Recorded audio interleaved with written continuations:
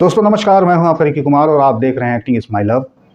आज की इस वीडियो में हम लोग दोस्तों चर्चा करने वाले हैं दो फिल्मों के बारे में, जो दो फिल्में मुझे बहुत पसंद भी आई थी, लेकिन वो दोनों फिल्में अपने एक्सपेक्टेशन से कुछ कम चली और एक तो पूरी तरह से फ्लॉप ही हो गई। अब आज ऑनेस्टी से इस पर बात होगी कि ये फिल्में पसंद तो आई, अभी मुझे पसंद है, लेकिन पिटी क्यों और अपने उम्मीद से कम एक क्यों चली। और ये दो फिल्में हैं बच्चन पांडे और विक्रांत रोना। आगे बढ़ने से पहले आप लोगों को याद दिला दूं कि आप लोग यदि चैनल पर नए आते हैं तो इसे सब्सक्राइब करें, बेल आइकन को दबाएं और ऑल वाले नोटिफिकेशन पर क्लिक करें। साथ ही वीडियोस को लाइक किया करें ताकि मैं भी अपने इस जीवन में 1000 सब्सक्राइबर क्या होते हैं देख सकूं।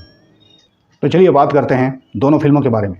सबसे पहले बारी लाते हैं बच्चन पांडे की। इस फिल्म के बारे में दोस्तों मैं आप लोगों को बताऊंगा कि इसमें क्या क्या गलत हुआ और कैसे कैसे गलत हुआ और क्या चीज़ें नहीं होनी चाहिए थी, जिससे मुझे लगता है कि शायद ये फिल्म चल सकती थी। मैं नहीं कहता कि बहुत बड़ी हिट होती, लेकिन एक जो एवरेज फिल्म चल जाती है ना, उतनी तो कम से कम कर ही जाती। सबसे पहली कमी जो फिल्म को लेकर के मुझे लगी, क्योंकि लोगों में थोड़ा सा कन्फ्यूज़न था।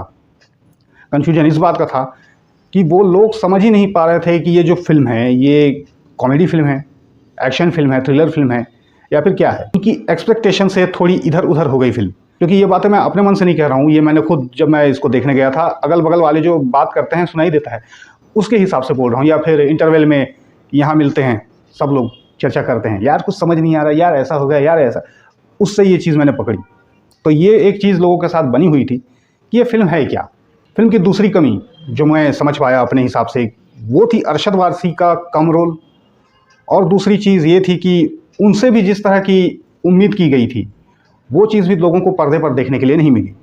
एक तो उनको रोल ही कम मिला, जितना भी मिला उसमें उन्होंने अच्छे से किया, लेकिन लोगों की एक्सपेक्टेशन उनसे भी ज़्यादा थी, क्योंकि सर्किट के बाद से वो चर्चित बहुत हो चुके हैं। और यकीन मानिए कि अरशद वारसी की भी एक अपनी फ़ैन फॉलोइंग है, उनके लिए भी लोग फिल्म देखने जाते हैं। वो एक ऐसे मजे हुए कलाकार हैं जो लोगों को निराश कर गया, क्योंकि अरशद के जो फ़ैन होंगे वो लोग तो स्पेशली उनके रोल के लिए गए होंगे, उनके लिए देखने के लिए गए होंगे, हर कोई होता है। अब वो वहाँ उनको कहीं ना कहीं 19-20 मिला होगा, या जिस तरह से उनको यूज़ करना चाहिए था, ये तो मैं भी समझता हूँ कि जिस तरह से उनको यूज़ करना था वो उसमें नहीं किया गया।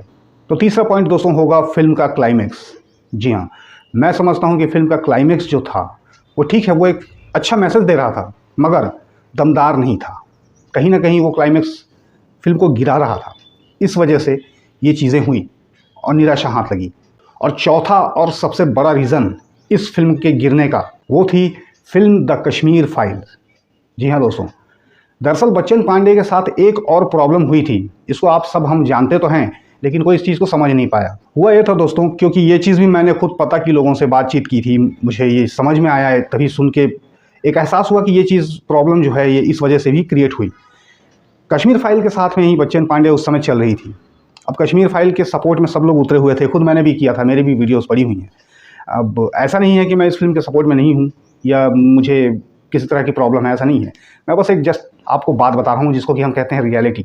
तो रियलिटी ये थी दोस्तों कि कश्मीर फाइल फिल्म की जो शोज़ थे वो जब बाद में बढ़ गए, चलने लगे, लोगों ने सपोर्ट में इसके बात करनी शुरू की, तो हुआ ये कि जो लोग थे जो टिकट लेकर के बच्चन पांडे देखने गए थे, दरअसल वो जब शो चल रहा था बच्चन पांडे का, तो बहुत बार ऐसा हुआ है कि कश्मीर फाइल्स के जो सपोर्टर थे या जो लोग थे वो लोग बीच में आकर के फिल्म को रुकवा करके कश्मीर फाइल उसमें शुरू करवाए थे। तो कहने का मतलब ये है कि ये तो कुछ इस तरह की बात है कि अगर आपने दुकान खोली, एक सामने वाला भी दुकान खोल रहा है, अब जो भी कस्टमर आ रहे हैं उसकी दुकान से खींचकर आपके यहाँ ले आएंगे, या फिर सामान वो उसकी लेगा लेकिन पैसे आपको देगा। तो ऐसे में उसका क्या होगा? कुछ इस तरह की ये बातें थी। कश्मीर फाइल को सपोर्ट सबने किया, हमने भी किया, मैंने भी किया, लेकिन कश्मीर फाइल की एक रियलिटी ये भी थी कि वो एंटरटेनिंग फिल्म नहीं थी। कश्मीर फाइल को जिसने भी देखा है बाद में उसने यही कहा है, उसका भी मन ख़राब हुआ है। जैसे कि मैं भी ऐसी फिल्में देख के कभी आदमी हो जाता है, थोड़ा सैड होता है, उसके दिमाग में थोड़ा असर होता है। खुद इसके कलाकार जो थे उनके ऊपर भी ये चीज़ हुई थी, क्योंकि ये बहुत ही डार्क फिल्म थी और इसको समझने और देखने के लिए भी बहुत बड़ा जिगर चाहिए था। नॉर्मली मैं सपोर्ट तो कर रहा था, लेकिन कश्मीर फाइल जैसी फिल्में मैं देखने नहीं जाता, क्योंकि मैं थोड़ा उदास हो जाता हूँ, मेरा मन बुझ जाता है। इस वजह से मुझे नहीं लगता कि मैं देखने जाऊँ। लेकिन मैं अपने एक दोस्त की वजह से गया था, उसने ज़िद किया, उसको सपोर्ट करने की इच्छा थी और उसने उसी सपोर्ट में मुझसे कहा कि भाई इस फिल्म को देखेंगे, जाएंगे, थिएटर में ही जाएंगे, और उसके साथ मैं ये फिल्म को देखने के लिए गया। नतीजा आखिरी में वही हुआ, उसका भी मन ख़राब हुआ, मेरा भी मन ख़राब हुआ। बाद में उसी ने मुझसे कहा, यार बोलने को तो बोल दिया था, लेकिन फिल्म देखते समय ऐसा लग रहा था कि कब ख़त्म हो, कब मैं जाऊँ। इस तरह से मन उसका भी बुझा हुआ था।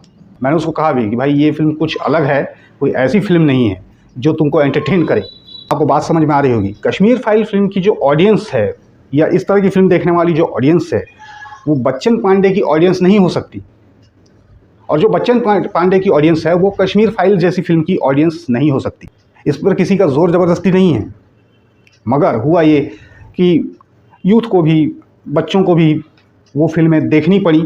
जब वो शोज़ बंद करके उसकी जगह उसको चालू किया गया तो कुछ इस तरह की चीज़ हुई, और ये सुनने को भी मिली है, लोगों से ही सुनने को मिली है, मैं अपने मन से कुछ नहीं कह रहा हूँ, क्योंकि ये भी एक रियलिटी है। चलिए अब आपको बताता हूँ कि मेरे हिसाब से बच्चन पांडे में होना क्या चाहिए था। ये 3-4 कमी इसमें जो भी हुई, जैसे भी हुई, एक तो कमी नहीं थी, वो दूसरी ही प्रॉब्लम थी। ये सब मैंने आपसे डिस्कस कर लिया, शेयर कर लिया। अब इसमें होना क्या चाहिए था ये आपको बताता हूँ। फिल्म से मैं दोस्तों ये समझता हूँ कि एक अच्छी फ़िल्म थी, अच्छी फ़िल्म बन सकती थी, लेकिन अब कहते हैं ना वो रीमेक थी, क्या थी, मैंने उसका वो देखा नहीं है जिस फ़िल्म की ये रीमेक है। मैंने बच्चन पांडे ही देखा है, तो मुझे मालूम नहीं कि उसकी स्टोरी क्या थी। क्या पता सेम टू सेम उतारने की कोशिश की गई हो, लेकिन यहाँ एक बदलाव लाया जा सकता था। जैसे कि इस फिल्म के अंदर में यदि आप लोगों ने देखा है तो एक इंस्पेक्टर था जो अक्सर इसमें जिक्र करता था कि मैं बच्चन पांडे और इसकी टीम का मास एनकाउंटर करूंगा। अक्सर वो कहता रहता था। मैंने वहीं पर ये सोचा था कि शायद इसके क्लाइमैक्स में कुछ ऐसा होगा, अक्षय कुमार का एक्शन देखने को मिलेगा और साथ ही इस तरह का कुछ धमाका लास्ट में होना चाहिए था। करवाया यही जा सकता था यदि, अब मैं जैसा कि कह रहा हूँ मुझे वो फिल्म मालूम नहीं कैसी थी, क्या थी, या इसको कैसे बना दिया गया, जो भी है।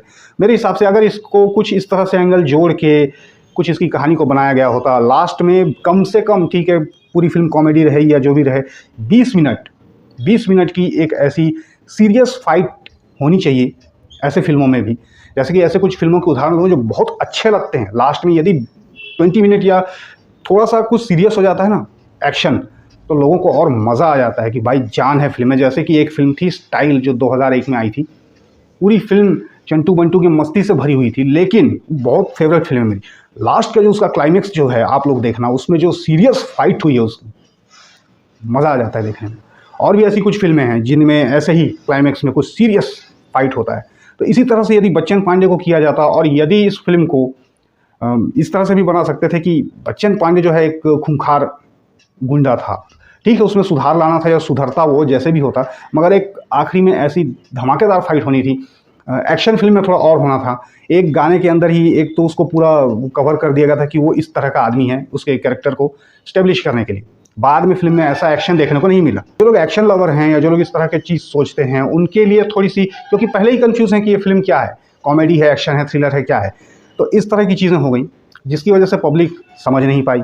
फिर वो आइडिया जो मैं दे रहा हूँ वो मेरे हिसाब से सबसे अच्छा रहता कि किसी तरह से कहानी को ऐसा जोड़ा जाता कि उन पुलिस वालों के साथ इन लोगों का मुठभेड़ होता, किसी भी तरह से एक अच्छा खासा एक्शन सीन आखिरी में निकल के आ सकता था, तो लोगों को और मज़ा आता। और हाँ भाई, यदि कश्मीर फाइल के साथ में इसका क्लैश ना हुआ होता तो शायद फिल्म को और बेनिफिट भी मिला होता, क्योंकि रुकवा रुकवा कर फिल्म को वो फिल्में दिखाई गई हैं। तो ये चीज़ एक है, तो ये मुझे लगी इसके बारे में, बच्चन पांडे के बारे में। तो अब चलते हैं विक्रांत रोना की तरफ। विक्रांत रोना की भी मैंने बहुत तारीफ़ की थी। विक्रांत रोना भी मुझे अच्छी फिल्म लगती है, अब भी है, और वो हिट भी हुई थी, लेकिन उस तरह की हिट नहीं हुई जैसे कि वहाँ से उम्मीद की गई थी। क्योंकि दोस्तों विक्रांत रोना एक साउथ की फिल्म थी। साउथ की फिल्म से आजकल लोगों की एक्सपेक्टेशन जितनी हाई है उतनी आजकल कहीं नहीं है, इसलिए विक्रांत रोना से बहुत उम्मीदें थी। तो फिल्म के अंदर में कमी क्या थी? सबसे पहली कमी जो मुझे उसमें देखने को मिली वो थी कि फिल्म स्लो चल रही थी, काफ़ी स्लो चल रही थी फिल्म, और आजकल लोगों में सब्र नहीं है। अब उसी में दूसरा पॉइंट है मेरा, जो करेले में नीम चढ़ा हो गया। एक तो फिल्म स्लो थी, दूसरा उस फिल्म में अननेसेसरी जो गाने थे उसने फिल्म को पूरी तरह से गिराने का काम किया था। मैं आपको अपना ही थिएटर एक्सपीरियंस बता रहा हूँ, क्योंकि लोगों के उसमें मोबाइल फ़ोन निकल जाते हैं, जहाँ भी गाना आता है या कुछ ऐसा स्लो होता है फिल्म या कुछ भी होता है तो मोबाइल्स निकलते हैं, तो फिर उसमें फिर दुनिया भर की चीज़ें दिखने लग जाती हैं।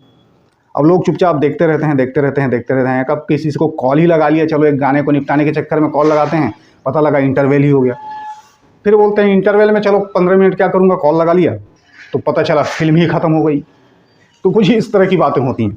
तो फिल्म के अंदर में एक लोरी जैसा गाना था जो कि बहुत ही फिल्म के अंदर बोर लगा देखकर मुझे भी, उसको नहीं होना चाहिए था। और एक और गाना था जिसका कोई मतलब नहीं निकल रहा था, तो कुछ इस वजह से फिल्म गिर रही थी।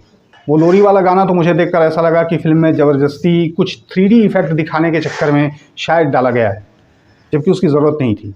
फिल्म को फास्ट थोड़ा सा होना था और मेरे हिसाब से इसमें भी कुछ अनवांटेड सीन, कुछ एक गाने कम करके इस फिल्म को बहुत इंटरेस्टिंग और बनाया जा सकता था।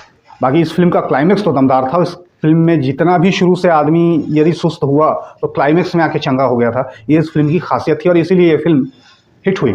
मतलब उतनी बड़ी हिट नहीं, फिर भी हिट हुई, ऐसा इसके बारे में मुझे सुनने को मिला था। बाकी मेरा जो दोस्तों ये रहता है कि मुझे हिट और फ्लॉप से मतलब नहीं रहता। मैं फ़िल्म देखता हूँ अपने मनोरंजन के लिए, अपने एंटरटेनमेंट के लिए। तो मुझे जो भी फ़िल्म एंटरटेन कर जाती है, मेरे लिए वो फ़िल्म हिट है, वो चाहे दुनिया के लिए सुपर फ्लॉप हो। अगर आप लोगों ने भी इन दोनों फ़िल्मों को देखा है और मैंने जो कहा वो आप लोगों को लगता है कि ये चीज़ें हैं, तो आप भी बता सकते हैं क्या मैं सही कह रहा हूँ या फिर मैं सही कह रहा हूँ। और नहीं तो आप ये भी बता सकते हैं कि नहीं भाई इसमें ये होना था, वो होना था, आप अपने हिसाब से जो भी। तो इस वीडियो में फ़िलहाल इतना ही। फिर मिलूंगा आपसे अगले वीडियो में, तब तक के लिए करना इंतज़ार। Take care.